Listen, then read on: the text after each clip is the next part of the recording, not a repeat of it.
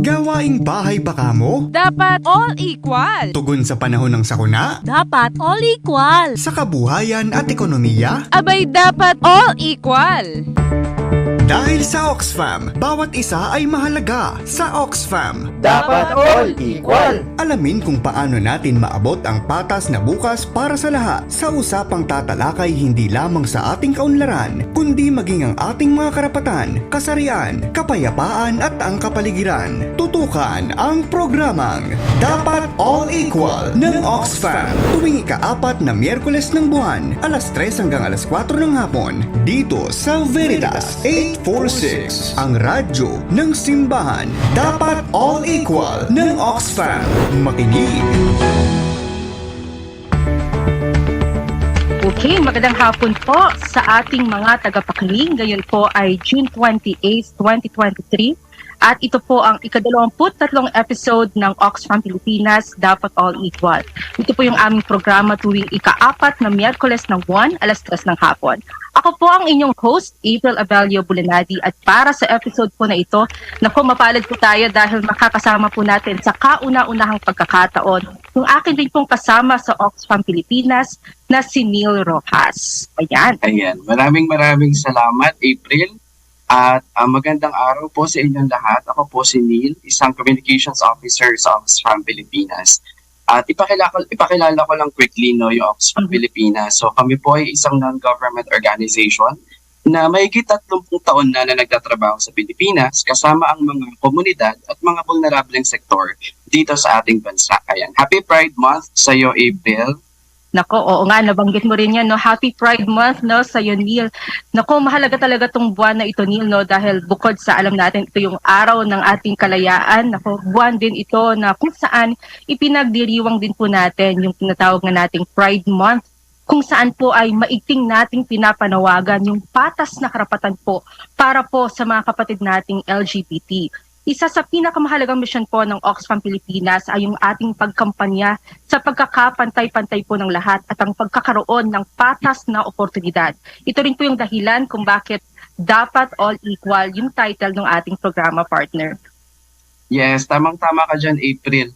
No, at para sa akin personally, Pride Month talaga is both a celebration, no? So ipinagdiriwang natin ang identities, ang diversity, no, at ang iba't ibang kulay ng LGBTQIA+ community, but at the same time, isa rin itong protesta, no, na patuloy nating ipanawagan na matapos at mawakasan na ang nararanasang karahasan at diskriminasyon ng komunidad. At isa nga ito sa pinapanawagan din ng Oxfam Pilipinas, lalo pa na lumalabas sa datos ng Fuller Project na mula 2010 ay may hindi bababa sa 50 individual na LGBTQIA+ ang napatay sa ating bansa.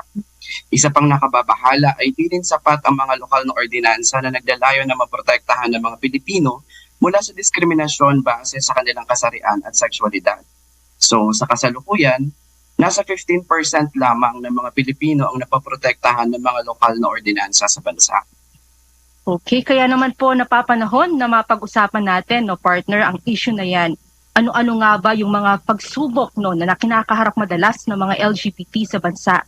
At paano nga ba natin no, masusolusyonan yung iba't ibang forma ng diskriminasyon at karahasan sa lahat, kabilang na po, no, at lalong-lalo na po yung mga miyembro ng LGBT. Para masagot po ang mga tanong na yan, makakasama po natin ang isa na po maganda at kahanga-hangang guro mula po sa Teach for the Philippines na nakabase ngayon sa Himamaylan City sa Negros Occidental. Bukod po dito, siya rin po ay isang manunulat at isang gender advocate. Ayan, let's all welcome Teacher Win Custodio Gallo na mula po sa probinsya ng Iloilo. Magandang araw sa iyo, Win. Magandang araw sa lahat.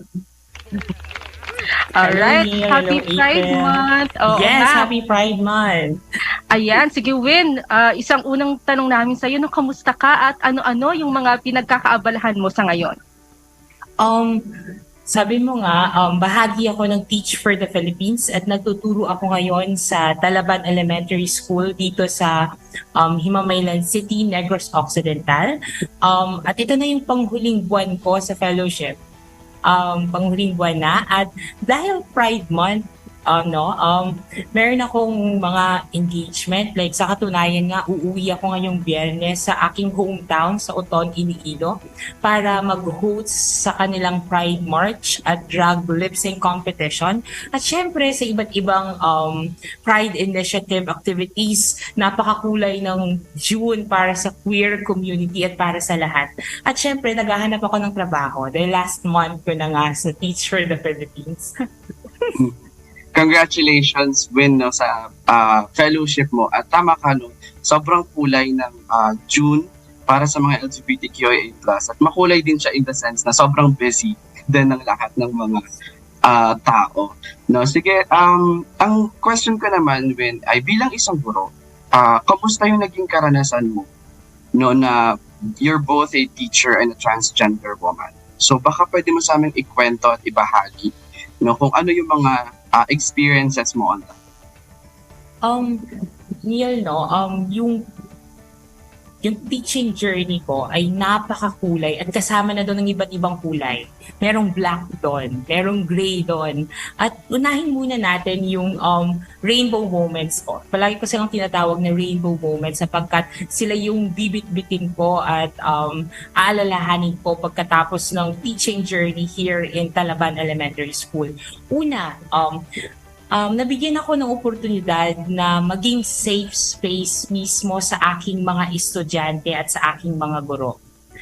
Ikalawa, nabigyan ako ng oportunidad na mag-cultivate ng mga safe spaces by joining different activities here in Himamaylan City. And at the same time, tulad nga ng sabi ko, last year, no, sa pagbalik ng face-to-face classes from modular classes, napakaraming trans na nagkakaroon ng anxiety dahil babalik sila sa loob ng paaralan. And at the same time, yung concern nila is their hair, kung papahabain ba nila or ikakat ba nila. And at the same time, the uniform that they're wearing, hindi na po sila komportable doon. So, nagkaroon po ako ng oportunidad na ma-share yung photo ko na naka-DepEd uniform sa Facebook. At doon po maraming nag-message, maraming nag-inquire. Pero palagi ko rin sinasabi na meron po tayong mga DepEd order that protect tayo ng mga LGBTQ+ community. But at the same time, kasi like, gumawa ako ng letter sa kanilang principal, sa kanilang mga school head to address this issue. At meron pong mga matagumpay na they're now wearing the uniform that they wanted to, pero yung iba kasi talagang hindi pa. At isa siya sa mga isusulong pa natin pagkatapos ng teaching journey na to. At syempre panghuli, ang makamit na magturo na ako na bilang isang transgender woman. Dream ko lang noon na to wear DepEd uniform, female uniform. So ngayon nararanasan ko na siya, and shout out sa Teach for the Philippines for that. Alright, nako, marami pa kami gustong itanong sa iyo, Win. Pero bago yan, pagpapatuloy natin yung usapan yan mamaya. No, kasama pa rin po si Win Galio, isang gender advocate, writer at guro mula sa Teach for the Philippines. So dyan lang po kayo, huwag po kayo aalis. Dapat all equal ng Oxfam. Support for the Philippines. This is what a non-government organization is calling for. Oxfam Philippines. Oxfam Pilipinas. Oxfam Philippines. Oxfam Philippines. It's about changing norms. It's about changing people's perceptions and views. Sa panahon na nagsusubikap tayong ibalik ang dating sigla ng ekonomiya, importanteng kasama tayong lahat sa pag-ahon.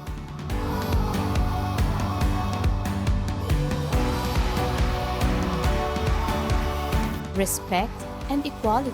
Ito ang bubuhay sa makabagong pamilyang Pilipino.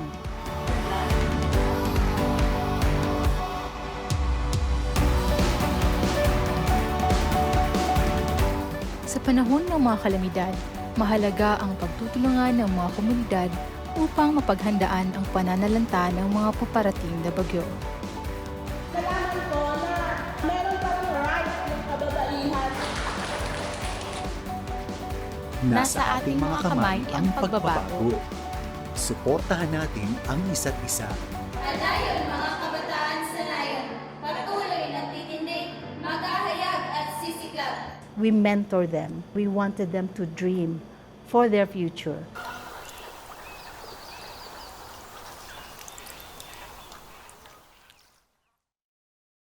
Dapat all equal ng Oxfam. Ayan, magandang hapon po. Kayo pa rin po ay nakikinig dito po sa Oxfam Pilipinas, Dapat All Equal. Ayan po, inimbitahan po namin yung aming mga kapanalig na nakikinig po sa atin dito sa Radyo Veritas. Kayo rin po dito po sa ating Facebook Live na magpadala po ng kanilang mga mensahe, gayon din po ng mga pagbate dito po sa ating Veritas Hotline 0918-837-4827 or 0918-VERITAS. Meron din po tayong comment section sa Facebook Live. So, aantayin po namin yan at babasahin po namin mamaya. Okay, so kasama pa rin po natin yung gender advocate, writer, no, at kahanga-hangang guro po ng Teach for the Philippines. Ayan, si Win Galio. Ayan. Alright, Win, no, kanina nabanggit mo no, yung iyong pagiging isang transgender woman. So ngayon, curious din ako, no, kasi baka hindi rin alam ng ating mga nakikinig ngayon kung ano ibig sabihin to. Baka pwedeng ikwento mo kung bakit, kung ano ang isang transgender at ano yung naging dahilan mo kung bakit ito ay iyong pinili. Ang transgender ay isang konsepto sa pagkakakilanlan ng kasarian na nangangahulog ang isang tao ay hindi natutugma ang kanilang kasarian or gender identity sa kanilang ipinanganak ng kasarian or biological sex. So, ibig sabihin nito, like for example, ako, pinanganak akong lalaki at dahil hindi tugma ang aking nilalaman ng aking puso at isipan, kaya ay transition. So, yon.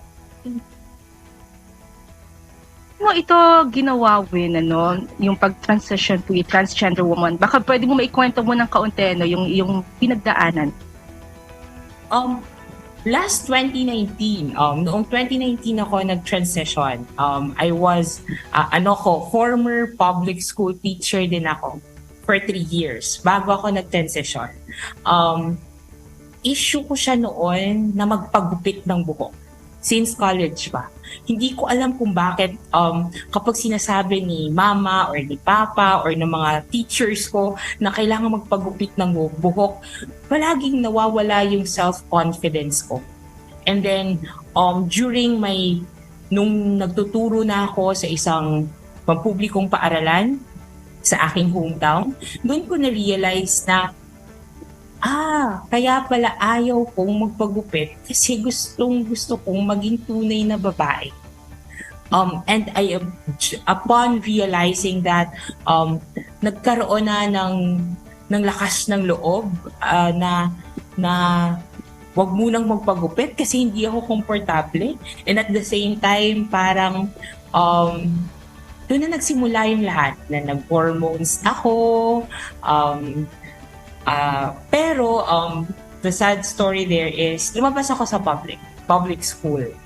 Lumabas ako sa former school ko kasi ayoko rin ng nakikinig sa mga negatibong komento na nakakaapekto sa aking mental health.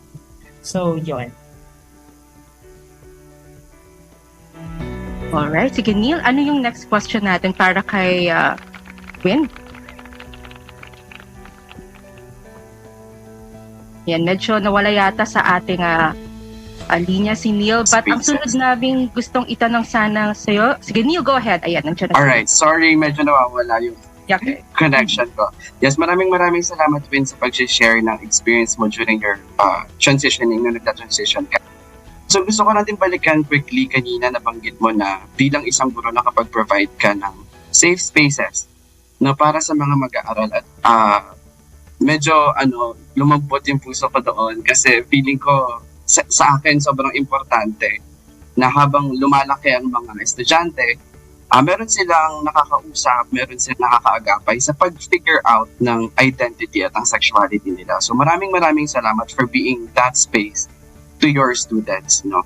At yung susunod ko na tanong is paano yung naging journey ng iyong pamilya no, sa pagtanggap or ng community mo din sa pagtanggap sa iyo bilang isang transgender woman. So alam natin na hindi to madali para sa mga miyembro ng LGBTQIA+ community. So maaari mo ba sa aming ibahagi yung naging proseso niyo? Kung naging struggle ko man ang paghanap ng trabaho for nung nag-start ako mag-transition, naging winner naman ako sa pamilya ko. To share to everybody, lahat ng kapatid ko ay bahagi ng LGBTQ+ community. 4 kami sa pamilya at bahagi kaming lahat ng komunidad. Bago naman ako naging transgender woman, naging gay man naman ako. Sabi ko nga, 2 yung transition stage ko. Una ay nung na-realize ko ay nabakla ako, ikalawa ay nung na-realize ko na I'm a transgender woman. Sa una kong experience, nung inilabas ko yung pagiging bakla sa pamilya, syempre sa una talaga maraming hindi magandang reaction ang iyong pamilya. But I'm very happy to share this to everybody na upon nang inopen up namin ng kapatid ko, ng aking panganay, ang aking panganay na kapatid, parang doon na nagsimula yung acceptance sa family namin. Si Papa, kasi napakahirap para kay Papa. Kasi si Papa ay, yung stereotype na kapag malaking tao ka, basketballista ka, dapat yung anak mo ay ganun din. So, kaming dalawa ng kuya ko ay hindi ganun. Hindi talaga ganun. So, doon nagsimula yung struggle namin kasi napakaraming comments about sa gender namin, yung mga office mate ni Papa, at the same time yung mga kaibigan ni Papa. So, doon pa lang. Pero nung second transition ko, wala. It was really a smooth process para sa aking pamilya na tanggapin na ako ay isang transgender woman. At ngayon, very proud na hindi lang ako isa sa pamilya. 2 na kaming transgender woman. Ang pinakabunso kong kapatid ay transgender woman. And at the same time, suporta. Yun yung palagi kong I'm very happy and I'm very proud of my parents kasi shaky man sa simula but later until now mahal na mahal namin ng isa't isa. So Oo, maraming salamat sa binahagi mo yung win, no? Tulad nga na sinabi mo, maswerte tayo, no, dahil yung pamilya mo, no, naging bukas, no, yung sa pagtanggap. Dahil alam natin sa ibang pamilya, no, kadalasan ay hindi ganoon yung sitwasyon. Ang aking sunod na tanong para sa iyo, Win, no, baka maganda rin maikwento natin sa ating mga kapanalig ngayon, no, ano pa ba yung mga kadalasan, no, na diskriminasyon na kinakaharap ng mga LGBT, no, lalo na ng mga transgender woman sa ating bansa? Ako talaga, April, babalik ako sa aking karanasan. Unang-una sa trabaho at ikalawa sa paaralan. Unang-una sa trabaho na may hindi pwedeng, yung mga babae hindi pwedeng maging mukhang lalaki at yung mga lalaki hindi pwedeng maging mukhang babae. Dun pa lang sa pagtuturo, mayroon na rin meron akong kaibigan na ngayon she's struggling sa kanyang school kasi she's now taking hormones. So may mga physical changes na sa kanyang katawan pero still she's wearing a male uniform. At napakasakit sa akin na kailangan niyang sundin ang na sinasabi ng kanyang head kasi daw labag iyon sa batas. At the same time, meron din akong kaibigan na nag-apply sa isang fast food company at kailangan niyang gupitan yung kanyang buhok. Mga simpleng bagay na kung saan hindi naman doon nasusukat yung kakayahan at talento ng isang tao. And at the same time sa pangalawa, sa paaralan, dito halimbawa ay ang mga transgender ko na estudyante na kailangan magpagupit o pahabain nila ang kanilang mga buhok para tanggapin sila sa loob ng paaralan. Marami akong na-receive na message nung shinare ko yung photo ko na nag-DepEd uniform, female uniform, na they're asking if paano ba yung proseso nito? Ano bang dapat naming pagdaanan para matanggap kami sa paaralan? So, hindi dapat ganon dahil ang paaralan ay isang safe space para sa ating mga estudyante at para sa ating mga guro at sa kung sino man sa komunidad. Dito, parang babalik ako sa paningin ko noon na paano ba nagiging mali ang maging tunay na ikaw? Yun yung palagi kong tanong noon na bakit napakalaking issue nito sa ibang tao na ilabas ang totoo kong pagkatao na wala naman akong inaapakang ibang tao. So, yun. Okay, thank you for that very inspiring answer, no, Win. Dun sa ating susunod na tanong, no, Win, ano yung mensahe mo, no, para dun naman sa mga magulang na nakikinig ngayon? Kung may mga anak man sila na miyembro ng LGBT, no, lalong-lalo na alam natin, no, malaki yung naitulong ng iyong pamilya, no, yung suporta nila para, maitawid mo yung, para maging ikaw, no, na totoong-totoo sa sarili mo. Maswerte ang ama at ina na tanggap ang kanilang mga anak. Maswerte sila, siswertehin sila. Magiging masarap yung ulam nila everyday. Yun yung paniniwala ko. Pero higit sa lahat, maswerte ang ama at ina na kumakapit sa pangakong tatanggapin ng kanilang anak o mga anak kahit anuman sila. Nagiging sandalan kasi sila ng kanilang mga anak sa anumang problema na kanilang inaharap. And sana wag nating piliin na umuwi yung ating mga anak sa ibang tahanan. Sa tahanan na tanggap sila dahil ito ang kadalasang nangyayari sa LGBTQ+ community. Kapag hindi kami tanggap ng aming pamilya, naghahanap kami ng ibang pamilya na tatanggap at aaruga at magmamahal sa amin. At iisipin mo palagi, sino bang uuwi sa isang tahanan na sa palagay niya or nararamdaman niya na hindi siya safe. So, yun. Yes, maraming salamat, Win. No, at nakaka-relate ako dyan. Siyempre, meron din akong chosen family na tinatawag na tumanggap din naman sa akin ng buo. Sige, so kung yun yung mensahe natin sa mga pamilya, gusto ko naman tanongin, Win, kung ano yung maipapayo mo o mensahe mo sa mga kapatid natin ng mga LGBTQIA+ community, particularly yung mga nag-iisip kung paano ba sila magta-transition, yung pinagdadaanan pa lang yung proseso na iyon.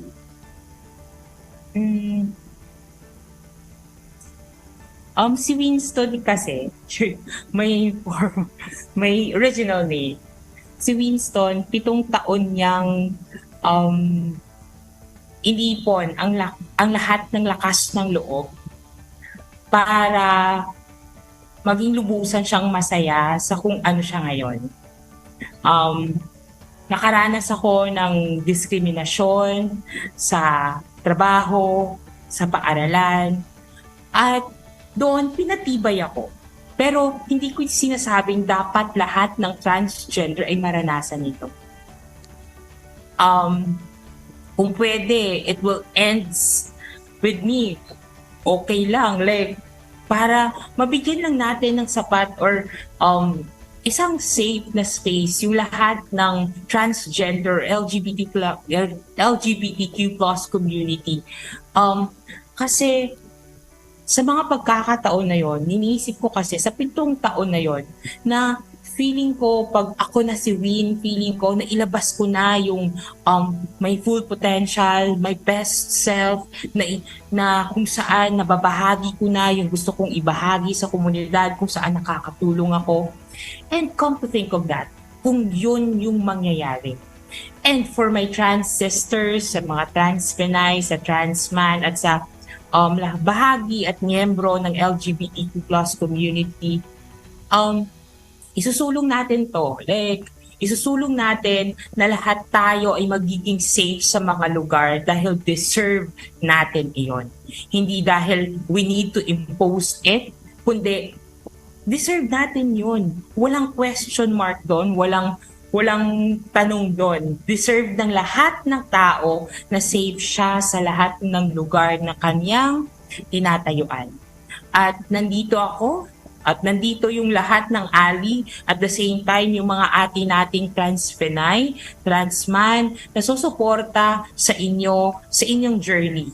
One message away at I commit myself na tulungan kayo dahil alam ko at naranasan ko ang inyong mga pinagdadaanan ngayon. Maraming salamat din sa iyong mensahe. Tama, no? Kailangan nating isulong talaga at sana patuloy natin itong ipanawagan hindi lamang ngayong Pride Month. Ayan. At maraming salamat sa iyo, Win. Si Win po ay isang gender advocate, writer at guro mula sa Teach for the Philippines. Thank you so much, Win, and happy Pride. Yes, madaming salamat and happy Pride, everyone! Alright, thank you again, Win, sa pagbahagi ng iyong kwento. Magpapatuloy po ang Oxfam Pilipinas, dapat all equal. Diyan lang po kayo. Dapat all equal ng Oxfam.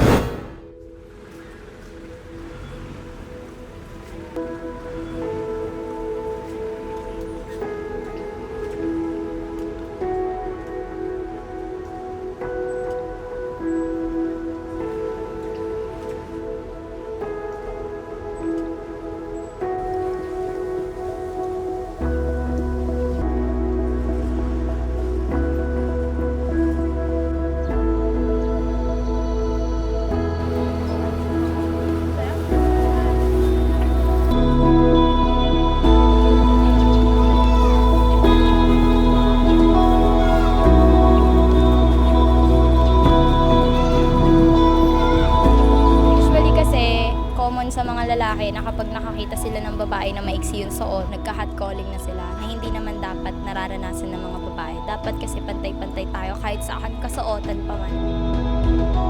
Karapatan po yun ng isang babae na ipaglaban ng kanilang side at hindi hayaan na maabuso lang. Ang lalaki at babae, pantay na lang yan eh. Kung kumikita siya, dapat kumikita ka rin.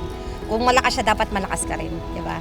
So hindi tayo halaga na palagi ka nalang nakaano sa kanya, nakasandal. Dapat pareho tayong malakas, kumikita.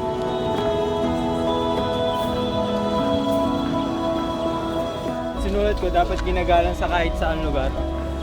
Katulad sa ibang bansa na may discriminated sa babae, hindi dapat ganun ang pagturing nila sa mga babae kasi ang babae ay tao rin, hindi na naman ang lalaki nag-exist sa mundong ito.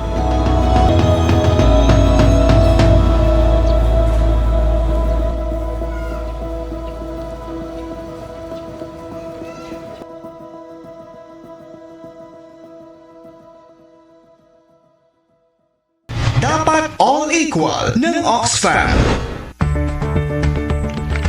Ayan, magandang hapon po. Nakikinig pa rin po kayo dito po sa Oxfam Pilipinas, dapat all equal. Ako kanina, partner, maganda yung ating naging talakayan. Kasama po ang gender advocate, writer at guro na si Win Galio. Ngayon naman po, pag-uusapan naman natin kung paano nga ba natin mapoprotektahan ang lahat, lalong-lalo na po ang mga LGBT mula sa diskriminasyon at karahasan. Sige, partner, pakikwento yung ating susunod na guest para sa araw na ito.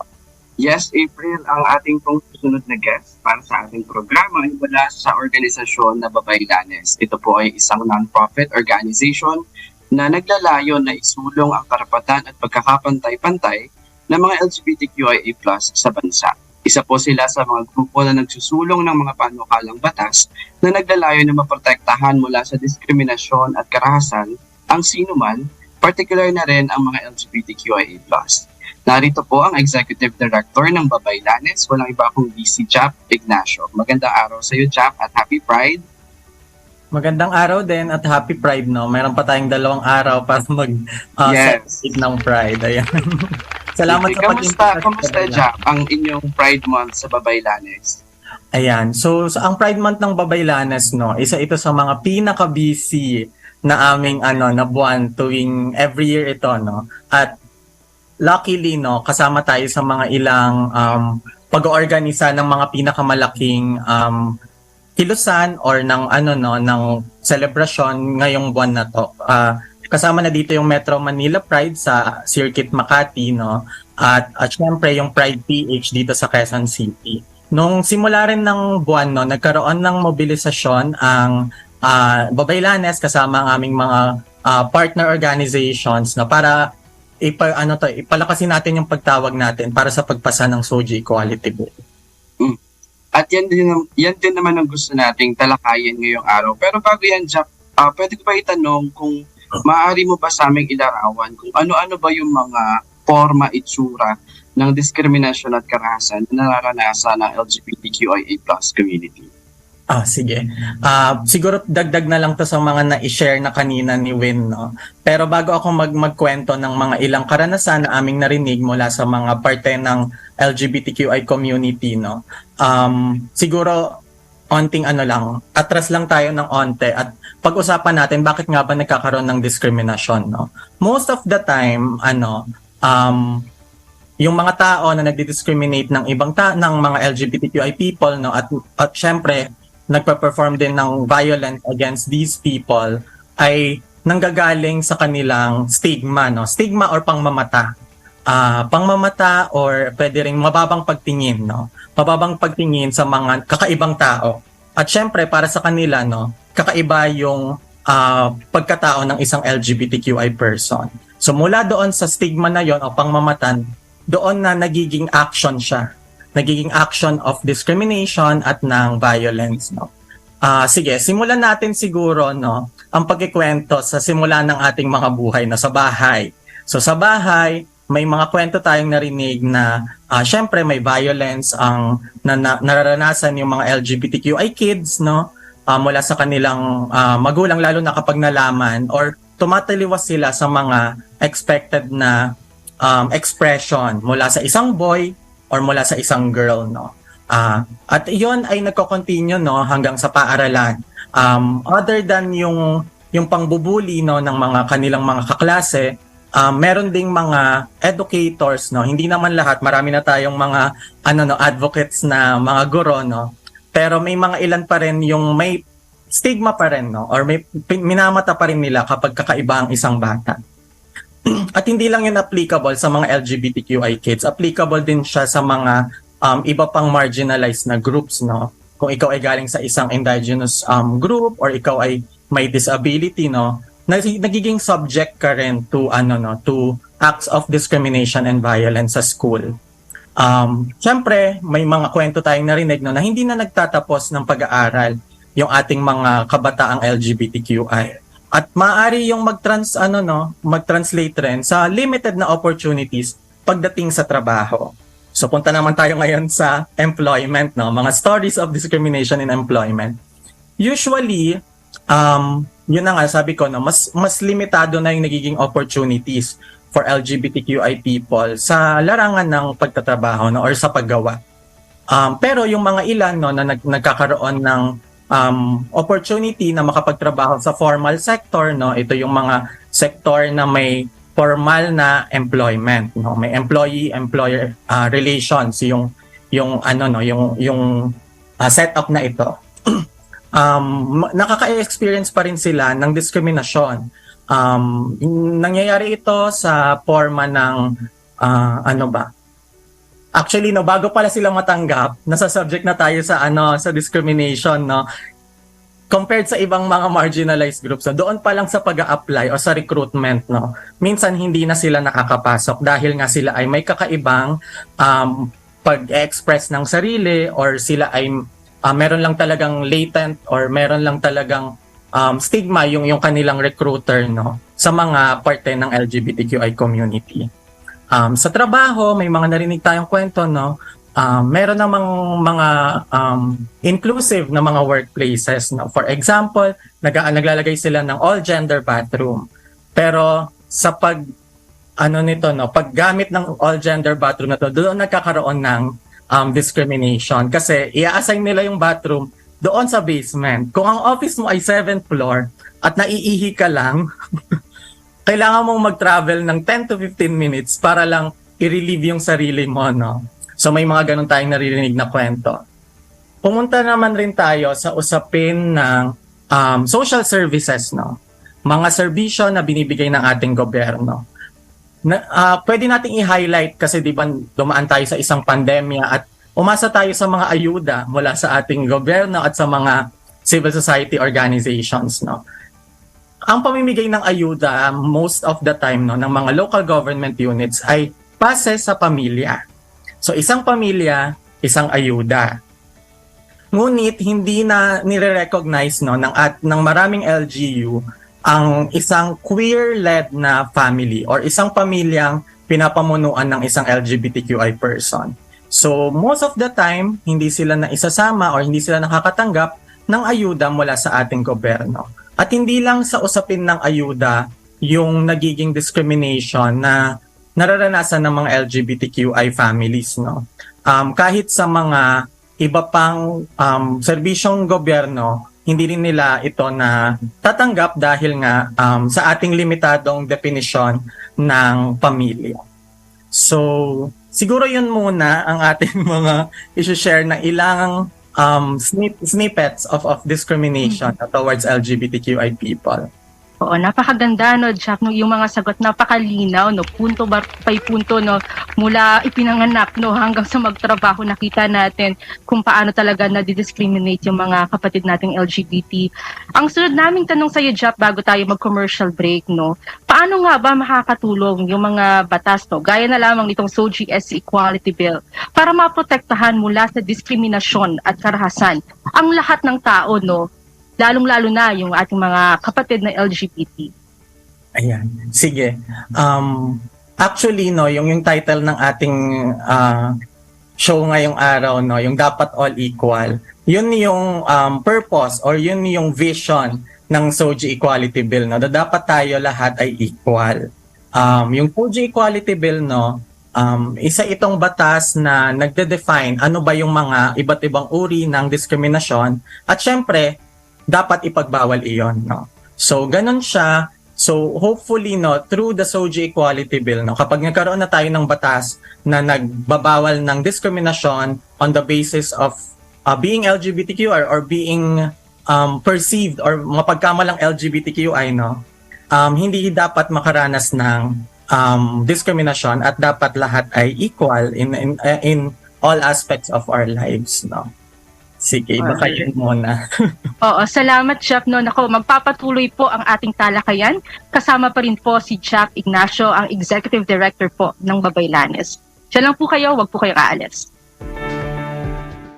Dapat All Equal ng Oxfam.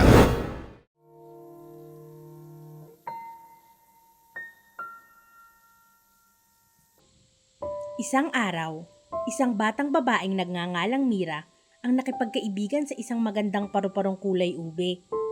Ang paru-paro ay tinawag niyang Lila. Ang sabi sa akin ng kapwa ko paru-paro, kapag tumubo na raw ang aking mga pakpak, ay pumunta ako sa halo na gawa sa salamin. Maaari mo ba akong tulungan?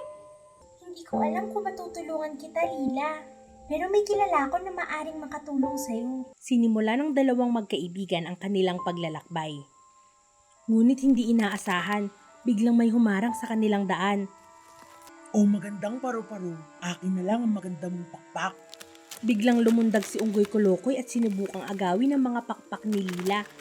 Gayon na lamang ang takot ni Lila. Mali ang ginagawa mo, Unggoy. Dapat ay humingi ka muna ng permiso kung gusto mong hawakan ang mga pakpak ni Lila. Humingi ka ng tawad sa kanya.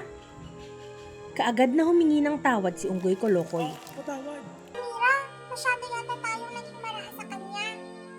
Papaglaro lang naman si Unggoy Kolokoy, diba? Dapat siguro ay hinayaan ko na lang siya na hawakan ng aking mga pakpak. Lila, sabi ng aking ina ay may karapatan tayong tumanggi sa mga bagay na hindi natin gustong mangyari. Walang sino man ang makapipilit sa atin na gawin ng mga bagay na ayaw natin gawin. Tama ka, Mira. Mahalaga ang aking permiso. Dapat lang na ito'y ingatan at galang. Salamat, Mira, sa pagligtas mo sa akin kanina. Dahil sa'yo, naiintindihan ko kung gaano kahalaga ang pagbibigay ng permiso.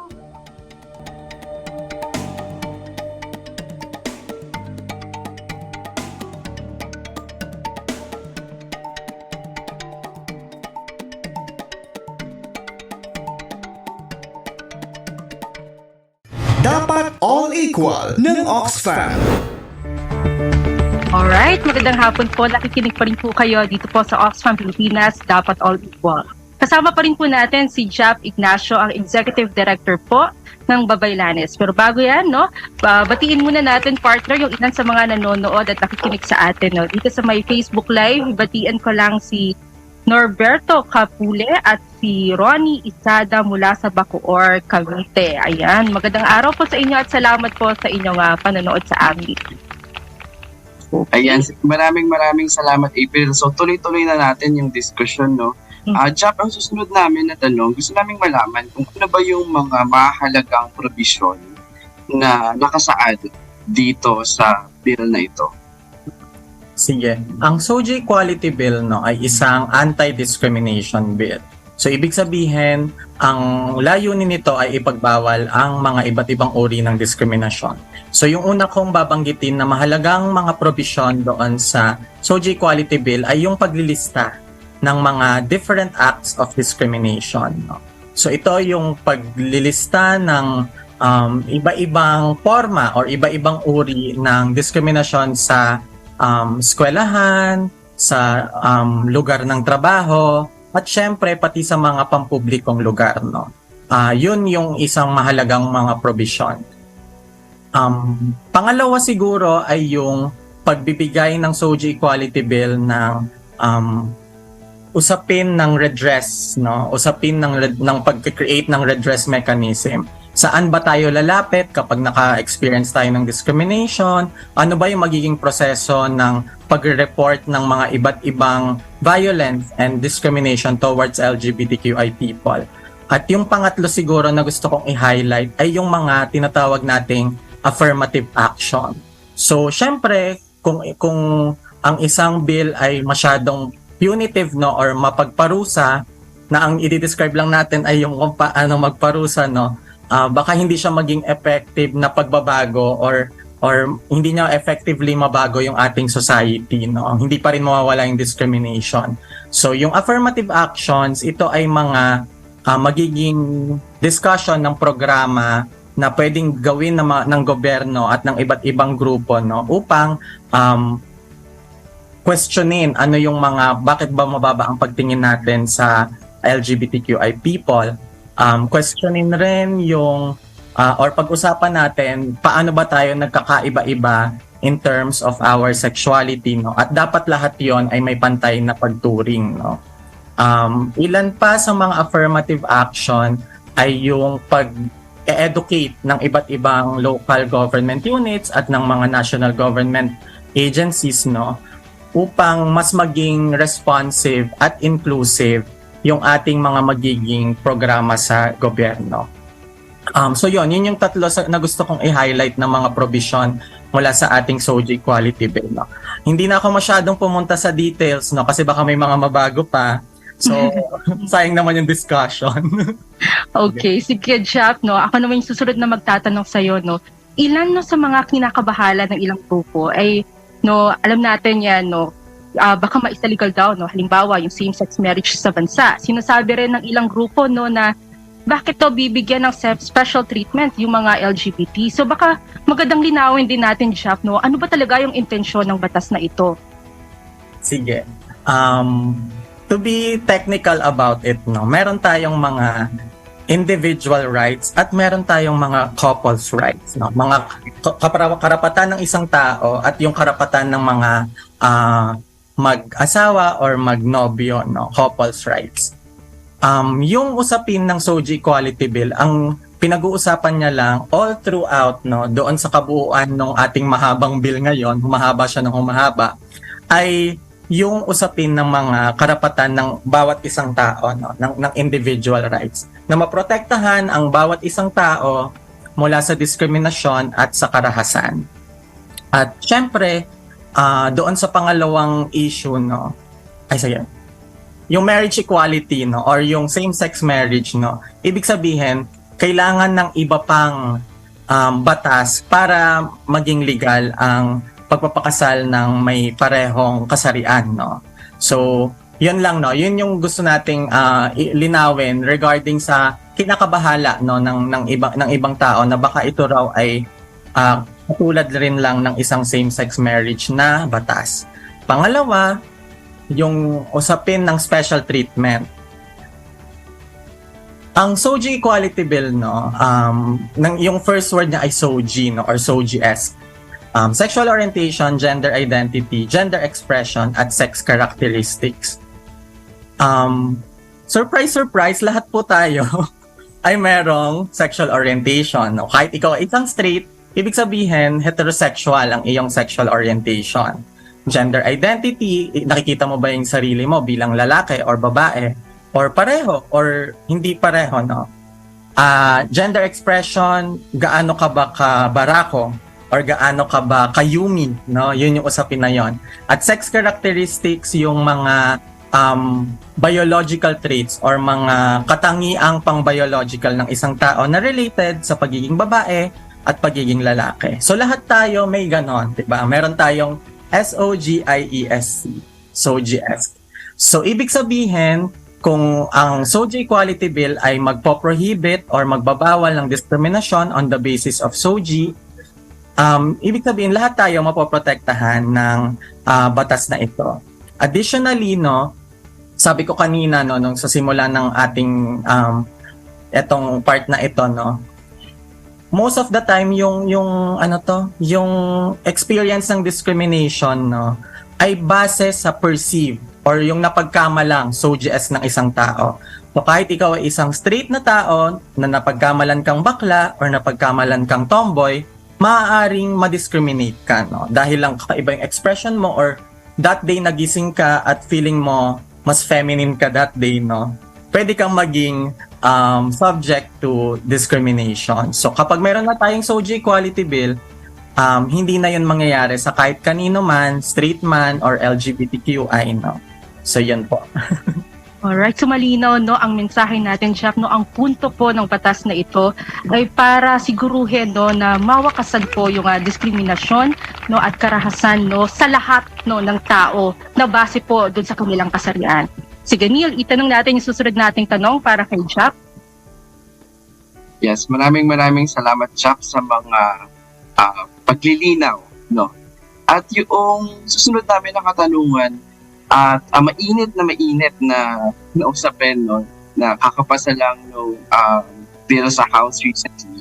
Maaari ka bang magbigay ng update ngayon kung sa proseso o sa takbo ng pagsusulong natin ng SOGIES Equality Bill?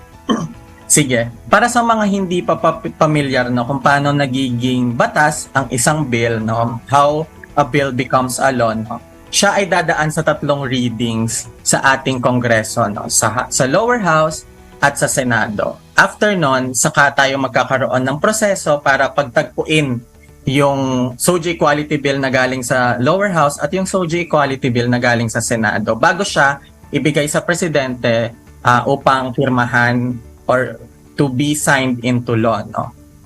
Sige. So ngayon, currently, no, tama, no, yung ating SOGI Equality Bill sa lower house or sa House of Representatives ay meron ng committee report.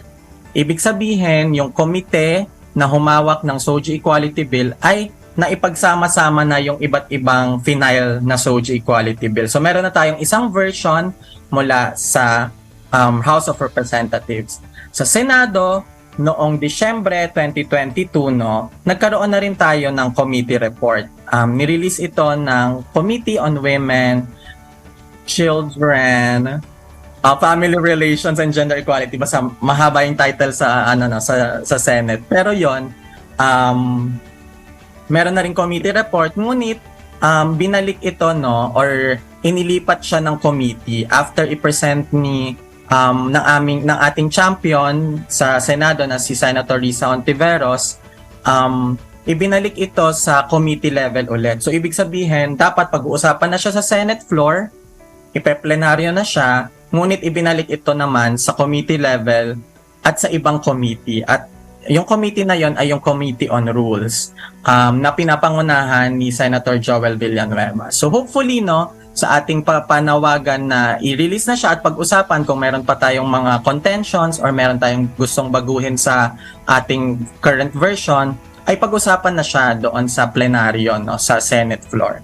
At yun lang naman ang mga updates, no. At kung gusto niyo maging mas updated pa even after this program, no, nagpo-post kami ng mga updates at Lagablab Network. No? So sa Facebook, sa Twitter, at sa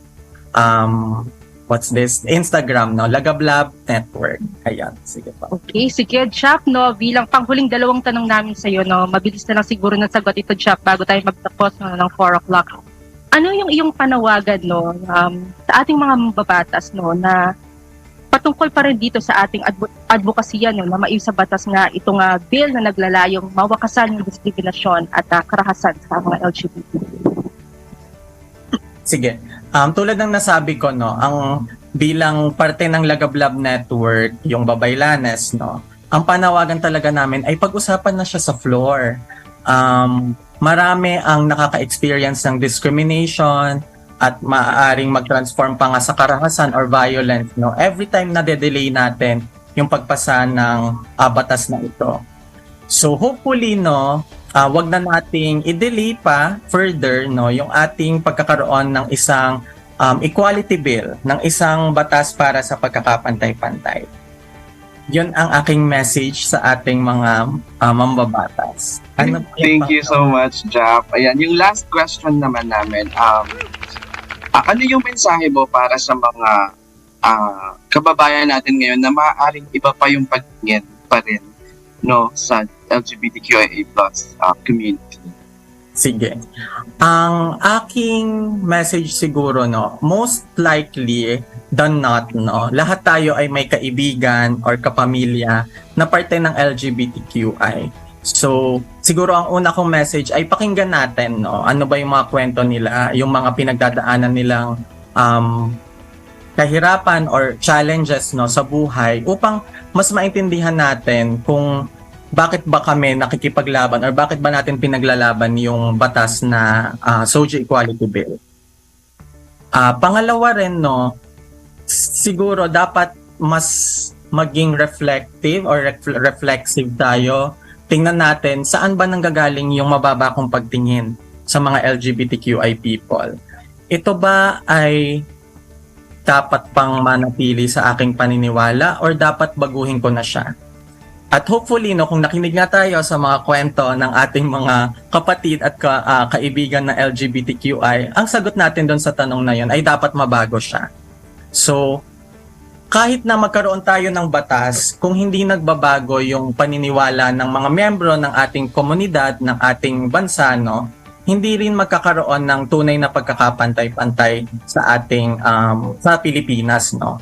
So hopefully by talking and hearing stories and also by questioning our biases, no, doon magsimula yung pagbabago na ating kinakamit, yung pagbabago na gusto nating makamit, no, at at maging isang equal at inclusive na bansa yung ating minamahal na Pilipinas. Yan lang. Ayan, I agree, Jap, no, at lahat naman ng ginagawa natin, no, both Babaylanes, Oxfam Pilipinas, at lahat ng mga advocates ay gusto natin maging transformative itong lahat ng act na ginagawa natin para mabago yung mga gender relations, unequal gender relations sa ating lipunan. Ayun, maraming salamat, Jap Ignacio, Executive Director ng Babaylanes. Maraming salamat sa iyong time. At alam namin na sobrang busy nyo ngayon at hindi ka na namin pa keep. No, happy Pride muli, Jap, and thank you very much for being here with us. So, happy Pride. Alright. Salamat, Jap. Oo. Thank you so much, Jap, no. Tulad niya na sinabi ni Jap kanina, ang batas na ito, no, ay para sa ating lahat, lalong-lalo na po din sa ating mga mahal sa buhay. So dito na po tayo nagtatapos sa ating programa, no? Abangan po ang susunod na episode ng Oxfam Pilipinas Dapat All Equal sa darating po na July 26. Nako, salamat ulit sa aking partner ngayong araw na ito, Neil Rojas. Salamat sa iyong pagsama. Thank you, April, sa pag-imbita sa akin for this program. At happy Pride Month sa iyo, April, at sa lahat po ng mga tagapakinig. Alright, ako po ulit si April Avelio Bulanadi. At ako naman po si Neil Rojas, na nagpapaalala po sa inyo na hindi lamang ngayong Pride Month, kundi sa araw-araw na dapat all equal ang ating trato sa lahat at dapat malaya po mula sa diskriminasyon, karahasan at pang-aabuso. Sumainyo po ang katotohanan. Inyong napakinggan ang programang Dapat All Equal ng Oxfam. Hanggang sa muli, tuwing ika-4 na Miyerkules ng buwan, alas 3 hanggang alas 4 ng hapon, dito sa Veritas 846, ang radyo ng simbahan. Dapat All Equal ng Oxfam. Sumainyo ang katotohanan.